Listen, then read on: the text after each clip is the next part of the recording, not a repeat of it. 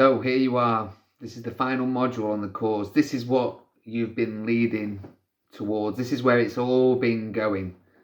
So we've had some little writing activities, been talking about habits, understanding editing, and you've been taking part in the activities along the way.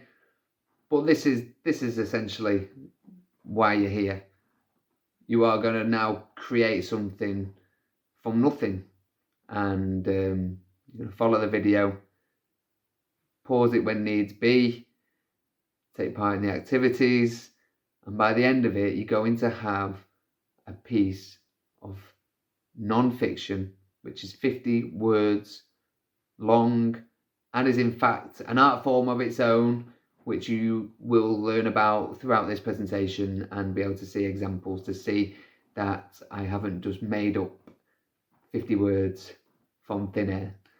There is a purpose to this, like with everything that I try and achieve and to offer. It's all about small steps so you don't get put off and you don't feel overwhelmed with a larger project that you might have going on in your head. You don't know where to start. This is where you start. Enjoy.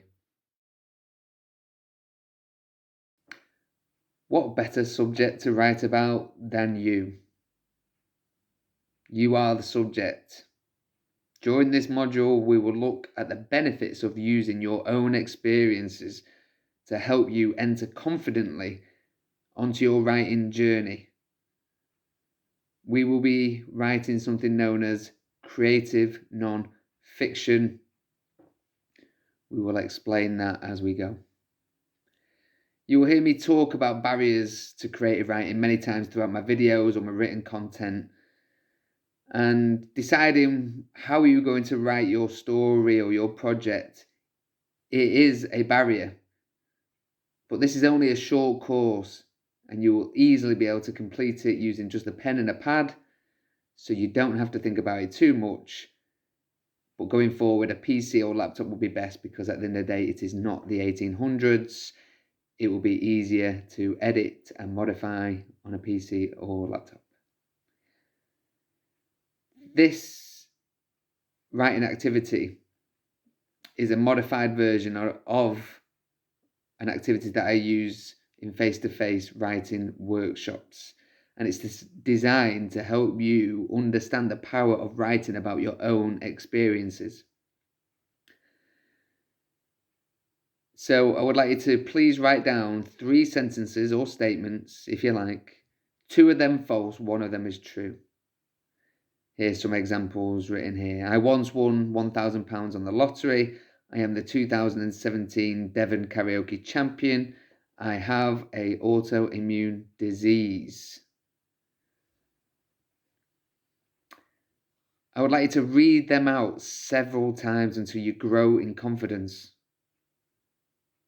Really own them. Believe it. Read them so many times you begin to believe each statement, each sentence as being true.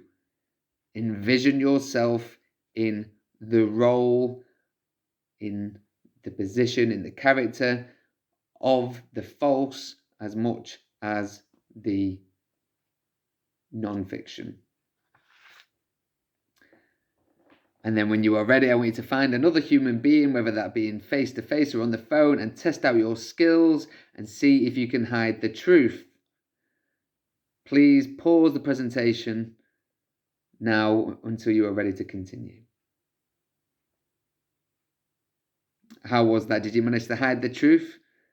I'll be really interested to know how you got on with this activity. So please comment on the YouTube video below and let me know how you got on. The point of the activity is to show how much extra work is required to embody and create a fictional world and write about it. Because right now we don't want to make things more difficult. Our focus right now is building your writing confidence through exploring personal experiences that are easy to recall, and then using the creative non-fiction technique, which we will talk about, to bring the story to life. And so we'll start using the correct terms, and let's define those terms right now, in fact. What is fiction and what is non-fiction? Fiction includes all your superheroes, stuff, mythical creatures, witches, genies, and a million other things.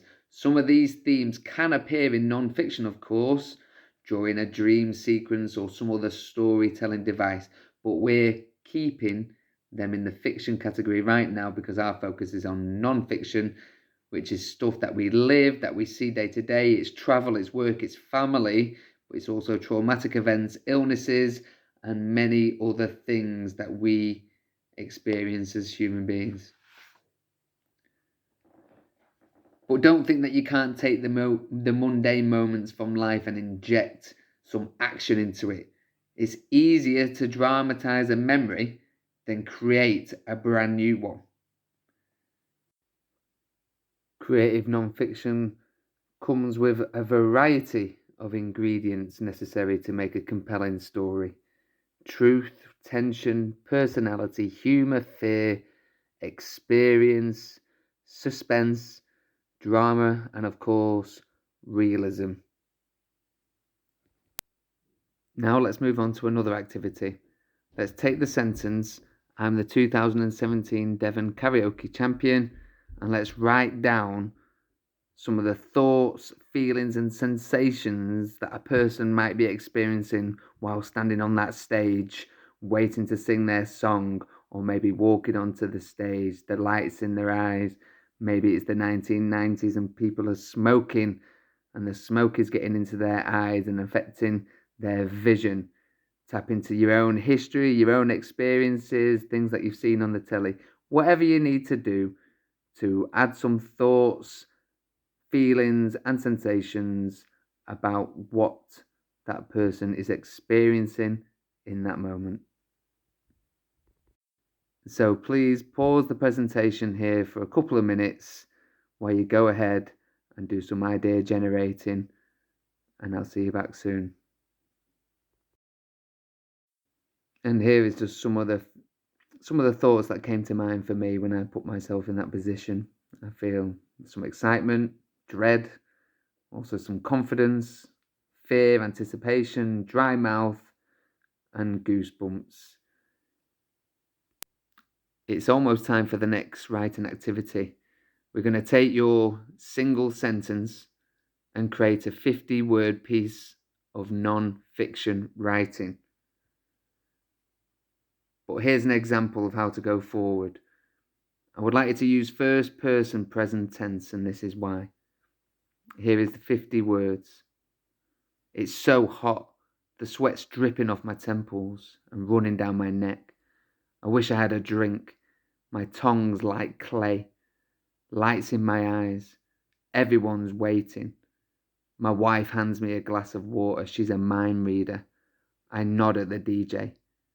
The music begins. Have a look back through the cauldron of ideas, the ingredients, and try and see how many of those I've managed to include in this very short space of time. And then you'll be able to see for yourself how it is possible. And if you need more, then please follow this link at 50wordstories.com.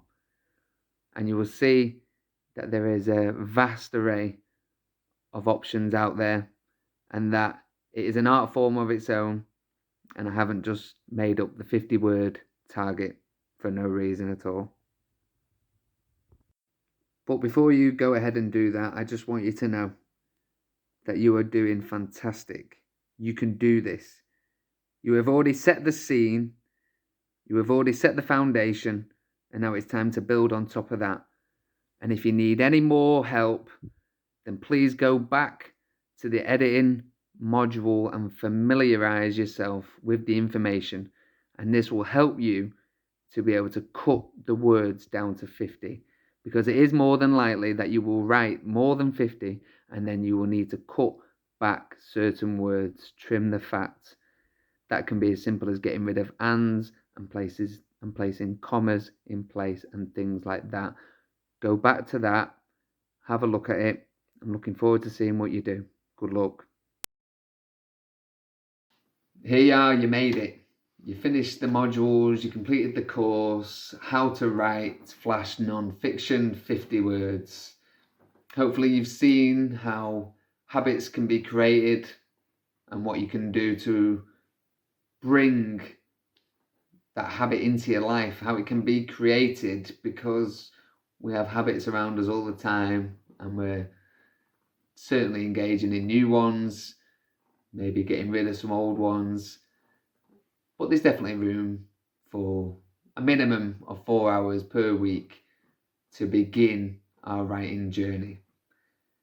And if you want to go a little bit further, you want to go a little bit deeper with me, then of course there is the next course, which will be 5 modules, and it's very sensibly called 50 to 500, How to Take Your Writing Further.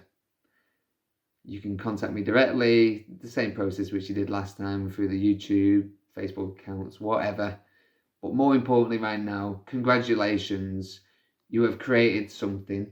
You know the process a little bit more, and hopefully this will keep you or motivate you to go further along on your writing journey. Take care. See you again.